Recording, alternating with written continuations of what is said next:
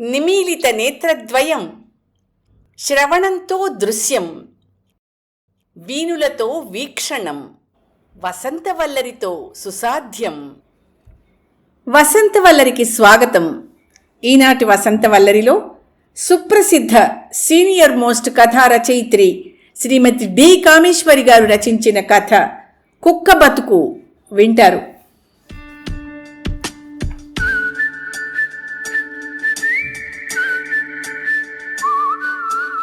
ఉదయం 10 గంటలు దాటింది. బజార్లో దుకాణాలన్నీ ఒక్కొక్కటి తెరుస్తున్నారు. బూల్చంద్ బట్టల దుకాణం అప్పుడే తెరవబడింది. పని కుర్రాళ్ళు షాపు తుడిచి బీరువాలు బలలు దుమ్ము దులుపుతున్నారు. సేట్ బూల్చంద్ వచ్చి దేవుళ్ల పట్టాలకి క్యాష్ బాక్స్కి నమస్కారం చేసి క్యాష్ బాక్స్ ముందు కూర్చున్నాడు. బూల్చంద్ పెద్ద కొడుకు కిషన్ అకౌంట్ పుస్తకాలు ముందేసుకున్నాడు. చిన్న కొడుకు రామ్చంద్ షోకేసుల్లో ఆడబొమ్మలకి అందంగా కొత్త చీర కడుతున్నాడు. ఇంతలో పూజారొచ్చాడు. షాపులో ఉన్న దేవుడి పటాలకి పూలదండలు వేసి అగరవత్తులు వెలిగించి పూజ చేసి కర్పూరం వెలిగించి హారతి ఇచ్చి బూల్చంద్ దగ్గరికి తీసుకెళ్లాడు. సేటు భక్తిగా హారతి కళ్ళకద్దుకున్నాడు.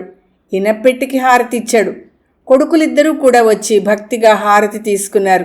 పూజ తంతు ముగిసిందే తడో అన్నట్టు వరసపెట్టి ముష్టివాళ్లు రావడం ఆరంభించారు. రామ్చంద్ తండ్రి దగ్గర ఉన్న ఓ గ్లాసులోంచి చిల్లర డబ్బులు తలో 5 పైసలు వచ్చిన వాళ్ళందరికీ వేస్తున్నాడు. ధర్మరాజులు మహాప్రభువులు 10 కాలాల పాటు చల్లగా ఉండాలా అంటూ ముష్టివాళ్ళు దీవించి పెడుతున్నారు. ఒక్కొక్కళ్ళు కస్టమర్స్ రావడం ఆరంభించారు. చీరలు బట్టలు తీస్తున్నారు, చూపిస్తున్నారు, కత్తిరిస్తున్నారు, బిల్లులు వేస్తున్నారు. క్యాషు బాక్స్లోకి వెడుతోంది. 11 అయ్యేసరికి బేరం జోరుగా అందుకుంది. అదే సమయంలో ఓ భార్యాభర్తలు దుకాణంలోకి వచ్చారు. చీరలు తీయించారు. ఆమె ఇవి కావు అవి అంది. అవి కావు ఇవి అంది. దీని రంగు బాగోలేదు, దానికి జరీ బాగోలేదు, ఈ చీర వెడల్పు లేదు అంటూ మొత్తం షాపునంతా తిరగదోడించింది. ఏదీ బాగులేదని చప్పరించింది. ఆమెకి చీరలు చూపిస్తున్న పనికుర్రాడు రంగడికి విసుగుతో పాటు కాస్త కోపం వచ్చింది. ఆమె ముందున్న చీరల దొంతర్లని కుప్పలు కుప్పలుగా పడి ఉన్న అన్నింటినీ చూసి అవన్నీ సరిగ్గా సర్దడానికే 1 గంట పడుతుందన్న విసుగుతో, ఏంటమ్మగారు ఇన్ని చీరలు తీయించారు, ఏది నచ్చలేదంటారు అన్నాడు అసహనంగా. కాస్త దూరంగా ఎవరికో సూటుగుడ్డలు టెర్లిన్లు చూపిస్తున్న కిషన్ రంగడి మాటలు విని, ఏం కావాలంటారు వాళ్ళు అంటూ ఆ బేరం తమ్ముడికి అప్పగించి చీరల వైపు నడిచాడు. ఏంటి మేడం, ఏం కావాలి? Banaras, Kanjeevaram, Dharmavaram, Mysore silk, Japan silk, chiffon, nylon, georgette, crepe, క్యాలిసింత్ అన్ని రకాలు ఉన్నాయి. ఏం కావాలి చెప్పండి అంటూ ఓ డజను పేర్లు గడగడా చదివాడు. ఏం బాలేవు, అన్నీ ఓల్డ్ ఫ్యాషన్, పాత స్టాక్ ఎలా ఉంది, కొత్త వెరైటీ ఏం లేదా వీటిల్లో అంటూ ఆమె మళ్ళా చప్పరించింది. ఈ క్యాలిసింత్ కొత్త డిజైన్లమ్మా చూడండి. ఈ జపాన్ సిల్క్ బంగీ మొన్ననే విప్పాం, కాంజీవరం నుంచి మొన్ననే తెచ్చాం ఈ చీరలు. ఇవన్నీ ఇప్పటివే, పాతవేవి కావు మేడం. రే రంగా, నేను వచ్చిన బంగీలో షిఫాన్ జార్జెట్లు పట్రా అన్నాడు కిషన్. చీరలు సర్రున విప్పి ఆమె ముందు ఒక్కొక్కటి పడేస్తూ వాటి గుణ విశేషాలు అప్పచెప్పసాగాడు. కస్టమర్లని అంత సులువుగా వదులుకోవడం అతనికి ఇష్టం లేదు. తండ్రి దగ్గర వ్యాపార దక్షత మెళకువలు బాగా నేర్చుకున్న కిషన్ కస్టమర్లను ఎలా ఆకట్టుకోవాలో, వాళ్ళు షాప్ అంతా తిరగదోడించినా విసుక్కోకుండా ఉండే అలవాటు, ఇతర వ్యాపార కిటుకులన్నీ కూడా బాగా తెలుసుకున్నాడు. ఆమె కళ్ల ముందు చీరలు కుప్పలు కుప్పలుగా పడుతున్నాయి. అన్నింటినీ చూసి మొహం తిప్పేస్తున్న ఆమెను చూసి ఆఖరికి ఆమె భర్తకే విసుగొచ్చింది. చూడ్రమా, ఏదీ నచ్చలేదంటే ఎలా? ఇన్ని చీరలు చూపించారు, ఒక్కటైనా నచ్చలేదా అన్నాడు అసహనంగా. బాగుందండి, నాకైతే ఎలాంటివన్నా కొందును, మరొకళ్ళకు కొనేటప్పుడు వాళ్ళు అడిగినట్టు కొనొద్దు. అది రాసిన రంగులుంటే బార్డర్ సరిగా లేదు, జరీ బాగుంది కదా అంటే రంగు సరిపోవటం లేదు, నన్నేం చేయమంటారు? బాగుంది, మీ చెల్లెల మాట దేవుడెరుగు, నీకే నచ్చడం లేదు. అబ్బబ్బబ్బా, అందుకే ఆడవాళ్లతో అసలు షాపింగ్కి రాకూడదు. మీ చెల్లెలి పెళ్ళి కాదు కానీ ముందు నీ వెంట షాపులకి తిరగలేక నా ప్రాణాలు పోతున్నాయి. 12 గంటలు అవుతోంది, ఏదన్నా కొనే మాట అయితే కొను, లేదా పద అన్నాడు విసుగ్గా. ఉండండి, ఏవో కొత్త చీరలు పట్టుకొస్తున్నాడు అంది రమ. కొత్తగా వచ్చిన చీరల దొంతర్లు పేర్చారు. పైకి కిందకి లాగి పక్కకి తోసి ఇదివరకటవే బాగున్నట్టున్నాయి అంటూ మళ్ళీ వాటిల్లోంచి పైకి లాగి కొత్తవి పాతవి పోల్చి చూస్తూ ఏది కొనాలో తేల్చుకోలేక, అదిగో అక్కడ బీరువాలో ఏదో ఉన్నట్టుంది, ఆ చీర తీయండి అంటూ అది లాగించింది. తీరా చూస్తే బీరువాలో ఉన్నంతసేపు అందంగా కనిపించిన ఆ చీర ముందు పడేసరికి నచ్చట్లేదు. రమ చప్పరించేసింది. కిషన్లో ఓర్పు ఆఖరి మెట్టుకొచ్చేసింది. 2 గంటల నుంచి షాపునంతా కలయదీయించిన ఆమె అన్ని రకాల చీరల్లో ఏదీ నచ్చడం లేదండం అతనికి కోపంతో పాటు ఎలాగైనా ఆమె చేత ఒక్క చీరైనా కొనిపించకుండా వదలకూడదన్న పంతం పెరుగుతోంది. మరో బీరువా సర్రున లాగి మరికొన్ని చీరలు తీశాడు. చీరలన్నీ విసురుగా విప్పి కుప్పలా పోసేస్తున్నాడు. అమ్మా, మీరు ఈ ఊరంతా తిరిగిన ఇంతకంటే మంచి చీరలు ఏ షాప్లోనన్నా దొరికితే మా షాప్ మూసేస్తాం, వ్యాపారం ఎత్తేస్తాం. ఇన్ని రకాల చీరలు మా షాపులో కాక ఇంకెక్కడమ్మా దొరికేది? ఎర్రబడ్డ మొహంతో సవాలు చేశాడు కిషన్. మూర్తి షాపువాడి చిరాకును గమనించాడు. ఇంకా ఊరుకుంటే మర్యాద పోతుందని, ఏయ్ రమా, వాటిలో ఏదో ఒకటి తీసుకుని త్వరగా రా, ఇంకా చాలు ఎంచడం అన్నాడు కఠినంగా. అయినా ఇంటి దగ్గర ఏం చీరలు కావాలో, ఎంత ఖరీదు కావాలో అన్నీ నిర్ణయించుకోకుండా ఇక్కడికొచ్చి అన్నీ తీయించడం, వాళ్ళని బాధ పెట్టడం ఏమిటి? చచా, ఏమిటి? కొనే మాట అయితే కొను, లేకపోతే పద వెంటనే. కిషన్ కాస్త శంకించి, పర్వాలేదు సార్, అమ్మగారికి నచ్చితేనే తీసుకోమనండి, మా షాపులోనే నచ్చకపోతే ఇంకెక్కడ నచ్చదు అన్న అంతే. మాకు ఇదంతా అలవాటే సార్, లేకపోతే వ్యాపారం ఎలా చేస్తాం అన్నాడు. కుర్రాళ్ళు చీరలు మడతలు పెడుతున్నారు. అన్నీ తీయించి ఏదో ఒకటి కొనకపోతే బాగుండదని, ముఖ్యంగా భర్త కేకలేస్తాడన్న భయంతో తప్పనిసరి అసంతృప్తిగానే ఓ చీర తీసింది రమ. అమ్మయ్యా అన్నాడు మూర్తి. కిషను కుర్రాడు లోపలనుకున్నారు అదే మాట. చీర ప్యాక్ అయింది. 100 రూపాయలు బిల్లు చెల్లించి బయటికి నడిచారు ఇద్దరు. భలే బేరం సార్ అన్నాడు రంగడు చీరలు సర్దుతూ. కిషన్ చీరల కుప్పల మధ్య నుంచి అలా చీరలు తీస్తూ అదోలా నవ్వాడు కళ్ళెగరేసి రంగణ్ణి చూసి. రంగడు ఆశ్చర్యంగా చూశాడు షాపు వెనకాల ఇంట్లోకెడుతున్న కిషన్ని. రమామూర్తి వెళ్ళిన మరో 10 నిమిషాలకి ఆదరాబాదరా చెమటలు కక్కుతూ హడావిడిగా మళ్ళా కొట్లోకి వచ్చారు. క్యాష్ బాక్స్ దగ్గర బూల్చంద్, అకౌంట్ బుక్ దగ్గర కిషన్, బట్టలు చూపిస్తున్న కుర్రాళ్ళు అందరూ ప్రశ్నార్థకంగా చూశారు వాళ్ళని. ఏమండి, ఇక్కడ మా పార్సిల్ ఒకటి వదిలేసామండి, మూర్తి హడావిడిగా అన్నాడు. పార్సిలా? ఏం పార్సిల్ సార్? రామ్చంద్ ప్రశ్నించాడు. మరో షాప్లో తీసుకున్న 3 చీరల ప్యాకెట్టు ఇక్కడ వదిలేసామండి, కొంత దూరం వెళ్ళాక గుర్తొచ్చి చూసుకున్నాం, అందుకని వెంటనే వచ్చాం. చీరల ప్యాకెట్టా? ఇక్కడేం లేదే అన్నాడు రంగడు కిషన్ని చూస్తూ. ఇక్కడే వదిలేమండి, ఇందాక చీరలు చూస్తున్నప్పుడు చేతిలోది బల్ల మీద పెట్టాను, ఆ తర్వాత చీరలు చూసే హడావిడిలో మర్చిపోయాను, ఆ చీరల కింద ఎక్కడో ఉండిపోయి ఉంటుంది, అదిగో అక్కడ పెట్టాను అంటూ చూపించింది రమ. మీరెళ్ళాక మేం చీరలన్నీ బీరువాలలో సర్దేశాం మేడం, మాకేం కనబడలేదు, మీరెక్కడ మర్చిపోయారో ఏమిటో అన్నాడు కిషన్. అయ్యో లేదండి, ఆ షాప్లో చీరలు కొని ఇక్కడికి వచ్చాము, ఇట్నుంచి తిన్నగా ఇంటికే బయలుదేరాం, దారిలో గుర్తొచ్చి చూస్తే లేదు ఆ ప్యాకెట్ అని మళ్ళా పరిగెత్తొచ్చాం. రమ ఆదుర్దాగా గాబరాగా ఉంది. ఉంటే ఏమైపోతుంది మేడం, మా షాప్లోనే వదిలి ఉంటే ఇక్కడే ఉంటుంది. ఏరా రంగా, చీరలు సర్దినప్పుడు నీకేమన్నా అనిపించిందా? లేదు సార్, ఇక్కడేం లేదు సార్. బాగుందండి, లేదంటే ఏమైపోయినట్టు? ఇక్కడ మరిచి వెళ్ళాము, మరో 10 నిమిషాల్లోనే వచ్చాము, లేదంటే సరిపోతుందా? రమ ఈసారి కాస్త ధాటిగా అంది. ఆ మాటకి కిషన్ మొహం ఎర్రబడింది. బూల్చంద్ క్యాష్ బాక్స్ మీదగా తలెత్తి చూశాడు. అతని కళ్ళల్లో కాస్త కోపం తొంగి చూసింది. మేడం, మేము అబద్ధం చెప్తున్నాం అనుకున్నారా? అయితే మా షాప్ అంతా మీరే చూసుకోండి. ఏ రంగా, అమ్మగారికి ఆ బీరువాలన్నీ చూపి అన్నాడు పౌరుషంగా రామ్చంద్. మూర్తి కలగజేసుకుంటూ, అది కాదండి మా ఉద్దేశం, మీరు తీశారని అనడం లేదు, మేము ఇక్కడ మర్చిపోయామని, ఒకవేళ మీరు తీసి దాచి ఉంటారేమోనని వచ్చాం సర్ది చెప్పబోయాడు. సార్, మేం గనక చూసుంటే భద్రంగా దాచి మీరు రాగానే ఇచ్చేవాళ్ళం కదా. ఈ మాత్రం నిజాయితీ లేకపోతే వ్యాపారం ఎలా చేస్తాం సార్? ఇట్లాంటివి ఇక్కడ జరిగితే మర్నాడు మా షాప్కి కస్టమర్స్ వస్తారా అని కిషన్ అన్నాడు. 50 ఏళ్లుగా వ్యాపారం చేస్తున్నాం సార్, ఎవ్వరితో ఇలా అనిపించుకోలే. మా పేరు మా నిజాయితీ మీకు తెలియకపోవచ్చు కానీ ఇక్కడ ఎవరినన్నా అడగండి, బూల్చంద్ కష్టంగా అన్నాడు.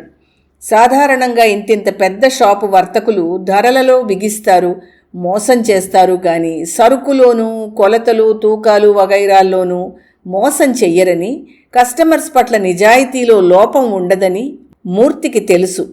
ఇలాంటి పనులు చేసి బయటపడితే వాళ్ళ బిజినెస్ దెబ్బతింటుందన్న భయం వాళ్లకుంటుంది. కాబట్టి వాళ్ళు ఇప్పుడు అబద్ధం చెప్తున్నారని మూర్తికి అనిపించలేదు. కానీ రమ అన్నట్టు వాళ్ళు కాకపోతే ఆ పనిచేసే కుర్రాళ్ళు ఎవరైనా తీసుండొచ్చు కదా. చూస్తూ చూస్తూ 600 రూపాయలు, అమ్మో ఎలా వదులుకోవడం? మీరు మరోలా అనుకోకండి, మా ఆదుర్ద మాది కదా, ఇక్కడ మర్చిపోయి ఉంటామన్న అనుమానంతో. ఆ అనుమానం ఏమిటండి? స్పష్టంగా గుర్తుంది నాకు. పోనీ ఇక్కడి నుంచి మరెక్కడికన్నా వెళ్ళాం గనకనా వాళ్ళు తీసుండకపోవచ్చు, పనివాళ్ళు తీసుండొచ్చుగా. మీ పని వాళ్ళని అడగండి, కాస్త వెతికించండి రమ కాస్త ధాటిగా అంది. బూల్చంద్ మొహం ఎర్రబడింది. కిషన్, షాప్ అంతా చూపించు అన్నాడు గంభీరంగా. కిషన్ విసురుగా అరలలోని చీరలన్నీ లాగి పడేస్తూ, చూసుకోండి మేడం, చూసుకోండి. మా పనివాళ్ళు షాపు వదిలి వెళ్ళనే లేదు ఎక్కడికి. వాళ్ళు ఎలా దాచిపెడతారు మేడం? ఉంటే ఇక్కడనే ఉంటుంది, చూసుకోండి అన్నాడు. రమ చీరలు కింద మీద చేసి వెతికేస్తోంది.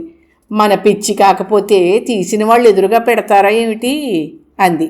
మూర్తి ఎటూ చెప్పలేని స్థితిలో పడ్డాడు. వాళ్ల మీద దొంగతనము మోపలేడు. అలా అని చూస్తూ చూస్తూ అంత సొమ్ము వదలలేని నిస్సహాయత. రమకి భర్త మీద కోపం ముంచుకొచ్చింది. పద ఇంక ఇంటికి, చేసావు కదా నిర్వాకం. అయినా అంత ఒళ్ళు తెలియకుండా వదిలేయడం ఏమిటి? పోయిన వస్తువు దొరకడం ఉత్తమాట.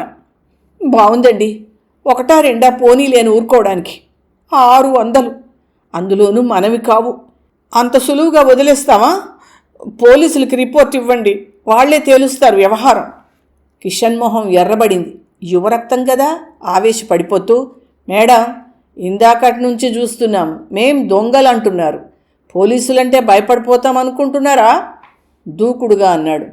కిషన్, బూల్చంద్ తన కొడుకుని వారిస్తున్నట్టుగా హెచ్చరికగా పిలిచాడు. సార్, పోలీసుల్ని పిలవండి, వాళ్ళే చూస్తారు. పని కుర్రాడెవరన్నా తీసి ఉంటే అది మాది తప్పు కాదు. ఈ పోలీసులు వస్తే జరిగే అల్లరి అది అంతా మా షాప్కి చెడ్డ పేరు తెస్తుంది అనుకోకండి. అయినా కూడా మీరు అనుమానిస్తున్నారు కాబట్టి పిలుచుకోండి, అదిగో ఫోన్ అన్నాడు గంభీరంగా.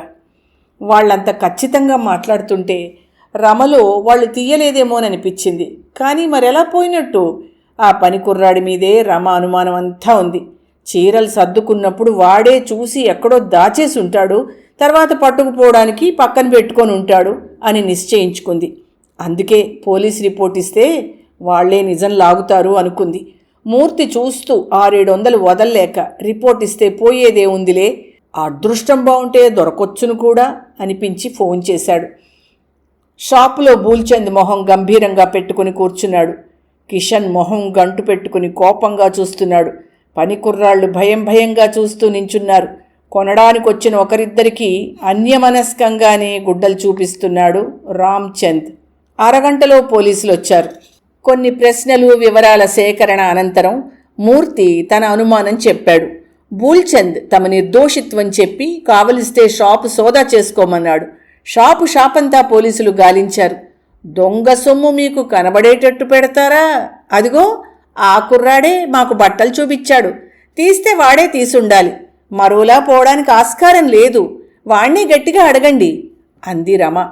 పోలీసులు రకరకాలుగా రంగణ్ణి ప్రశ్నించారు, దబాయించారు, బెదిరించారు, జైలుకి పద అని భయపెట్టారు. ఏం చేసినా లేదు, తెలీదు, నేను చూడలేదు అన్న పాటే పాడుతున్న రంగణ్ణి చూసి పోలీస్ కానిస్టేబుల్కి ఒళ్ళు మండింది.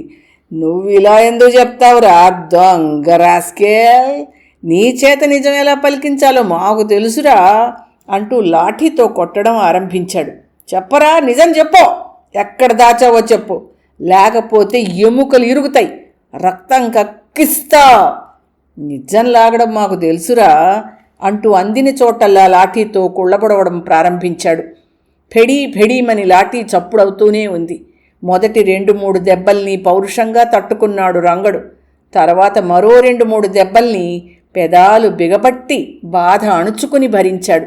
అంతసేపు నాకు తెలీదు, నేను తీయలేదు అంటూనే దెబ్బలు తప్పించుకుంటూ అరుస్తూ ఉన్నాడు. వాడు మొండికెత్తి అదే జవాబివ్వడం, దెబ్బల్ని లక్ష్య పెట్టకపోవడం చూసి పోలీసు మరింత కోపంగా, మరింత పంతంగా కొట్టడం ఆరంభించాడు. దాంతో రంగడు దెబ్బలకి బాబోయ్ నేను నిజంగా తీయలేదు బాబోయ్ అంటూ దెబ్బల నుంచి తప్పించుకుంటూ గగ్గోలు పెట్టసాగాడు. వాడి ముక్కు నుంచి నెత్తురు కారడం ఆరంభమైంది. దెబ్బలు తగిలిన చోటల్లా నల్లగా కమిలిపోయింది చర్మం. కిషన్ ఆవేశంతో వణికిపోతూ పళ్ళు బిగించాడు. బూల్చంద్ చూడలేనట్టుగా ఎర్రబడ్డ మొహాన్ని తిప్పుకున్నాడు. తక్కిన పనివాళ్లు బిక్కచచ్చిపోయారు. ఆ షాపులో కొనడానికి వచ్చిన వాళ్ళు, చుట్టుపక్కల షాపుల వాళ్ళు అంతా గుమ్మంలో గుమిగూడి భయంగా చూస్తూ అబ్బబ్బబ్బా అని నిట్టూర్చసాగారు. అంతవరకు తెల్లబోయి చూస్తున్న మూర్తి తెప్పరిల్లి ఆగండి ఆగండి, అలా కొట్టకండి, కొట్టద్దు, కావులిస్తే జైలుకు తీసుకెళ్ళండి, కానీ అలా కొట్టేస్తారేమిటి అన్నాడు ఆ గోల చూడలేక. మీరు ఊరుకోండి సార్, ఇలాంటి అణాకాని దొంగ వెధవలందరినీ జైళ్లలో పెట్టాలంటే ఎన్ని జైళ్లు సరిపోవు. 4 దెబ్బలకి నిజం పైకొస్తుంది. ఆ పాటిదానికి జైలు ఎందుకు సార్ అంటూ మళ్ళీ కొట్టడం ప్రారంభించాడు. రంగడలా చావు దెబ్బలు తింటూ అరుస్తుంటే చుట్టూ అందరూ రమణి, మూర్తిని వీళ్లే కదా కారకులు అన్నట్టు చూస్తూ ఉంటే గిల్టీగా ఫీల్ అవుతూ తలంచుకుంది రమ. ఆమె కూడా ఆ కొట్టడం భరించలేకపోయింది. 2 నిమిషాలు చూసి మరి భరించలేక ఆగండి, బబ్బబ్బా ఏమిటిది, మీకు రిపోర్ట్ ఇచ్చింది ఇలా కొట్టడానికా? కావలిస్తే పోలీస్ స్టేషన్కి తీసుకెళ్ళి కొట్టుకోండి, కానీ మా కళ్ళ ముందు ఇలా కొట్టకండి, మేం చూడలేకపోతున్నాం. పోయినవి ఎలాగో పోయాయి, ఈ పాపం కూడా మాకెందుకు అంది రమ. మూర్తి భార్య వంక నువ్వే దీనంతటికీ కారణం అన్నట్టుగా చూశాడు. ఇంచుమించు స్పృహ లేనట్టు చలనరహితంగా పడుండిపోయాడు రంగడు. బూల్చంద్ ఉద్రేకంగా ఆగండి సార్, వాణ్ణి విడవండి, ఇంకా చంపకండి, వాణ్ణి ఎంతైనా మా కింద సంవత్సరం నుంచి పనిచేస్తుండగా చూస్తున్నాం, మేము కూడా మనుషులం సార్, మా కళ్ళ ఎదురుగా వాణ్ణి అలాగ కొట్టకండి. మా షాప్లో దొంగతనం జరిగింది అంటున్నారు, సరే మీకు కావలసింది డబ్బే కదా, తీసుకోండిగో, ఈ 600తో మేము మేడలేం కట్టం సార్, న్యాయం అన్యాయం చూడడానికి ఆ దేవుడే ఉన్నాడు, తీసుకోండి సార్, తీసుకొని మమ్మల్ని ఇంకా ఇడిచిపెట్టండి ఆవేశంగా అంటూ నోట్లు తీశాడు బూల్చంద్. కిషన్ ఏమనాలో తెలియక తిరస్కారంగా చూశాడు. మూర్తికి బూల్చంద్ మాటలకి తల కొట్టేసినట్టయింది. తాము అబద్ధం ఆడుతున్నట్టు, ఏదో దానాధర్మం కింద బిచ్చగాడికి విదిల్చినట్టు డబ్బు విసరడం అవమానం అనిపించింది. మేము అడిగింది పోయిన మా చీరల్ని, కానీ మీరు దయదలిచి పారేసే డబ్బు కాదు, ఉంచండి, పదరమా, జరిగిన ఈ గొడవలు ఇంకా చాలు, పోయిన వస్తువు దొరకడం ఎక్కడన్నా ఉందా, పద అన్నాడు తీక్షణంగా.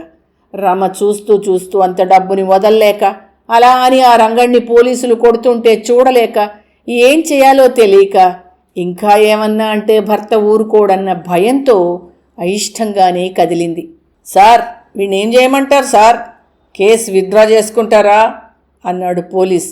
మీ ఇష్టం, లాకప్లో పెడితే పెట్టండి, కానీ అలా కొట్టద్దు, ఏదన్నా ఆచూకీ దొరికితే ఇదిగో మా అడ్రస్, కబురు చెప్పండి అన్నాడు మూర్తి మెట్లు దిగుతూ. మూర్తి అలా వెళ్ళగానే కింద పడి ఉన్న రంగణ్ణి లాఠీతో కొట్టి బతికిపోవు పోరా, పో, ఇలాంటి కేసుల్ని లాకప్లో పెట్టడం మొదలు పెడితే మా పని అయినట్టే అంటూ వెళ్ళిపోయాడు కానిస్టేబుల్. చుట్టూ మూగిన వాళ్ళందరూ చోద్యం అయిపోయినట్టు వెళ్ళిపోయారు. షాపులో మిగతా కుర్రాళ్ళు రంగణ్ణి లేవదీసి కూర్చోపెట్టి నీళ్లు పట్టారు. ముక్కు నుండి కారుతున్న నెత్తుర్ని తుడిచి గాయాలని తడిగుడ్డతో శుభ్రం చేశారు. కిషన్ టీ తెప్పించి తాగిచ్చాడు. రంగడు కాస్త తేరుకున్నాడు. బూల్చంద్, రామ్చంద్ భోజనానికి లోపలికెళ్లారు. పని కుర్రాళ్ళు వెళ్లారు. ఓ రిక్షా తెప్పించి ఆసుపత్రికి పోయి మందు వేయించుకో, ఈ పూటకి విశ్రాంతి తీసుకో అని చెప్పి వెళ్ళాడు బూల్చంద్ సానుభూతిగా. రిక్షా వచ్చింది. రంగడెళ్లే ముందు కిషన్ ఓదార్పుగా వాడి భుజం తట్టాడు. జేబులోంచి ఓ 20 రూపాయలు తీసి వాడి జేబులో పెట్టాడు. రంగడి కళ్ళ నిండా సంతోషం, కృతజ్ఞత. పర్వాలేదు సార్ అన్నాడు. రిక్షా కదిలి వెళుతుంటే వీధి గుమ్మంలో నిలబడి చూస్తున్నాడు కిషన్.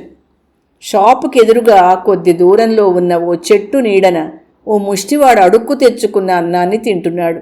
ఓ గజ్జి కుక్క ఆ ముష్టివాడి దగ్గర ఆశగా తోకాడించుకుంటూ చొంగ కార్చుకుంటూ తారట్లాడుతోంది.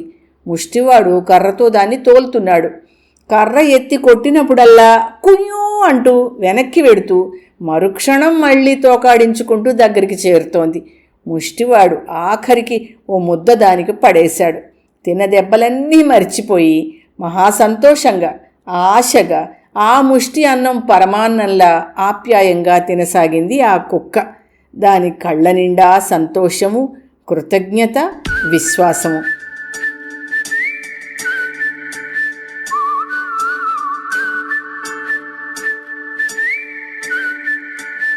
వసంతవల్లరిలో సుప్రసిద్ధ సీనియర్ మోస్ట్ కథా రచయిత్రి శ్రీమతి డి కామేశ్వరి గారు రచించిన కథ కుక్క బతుకు విన్నారు.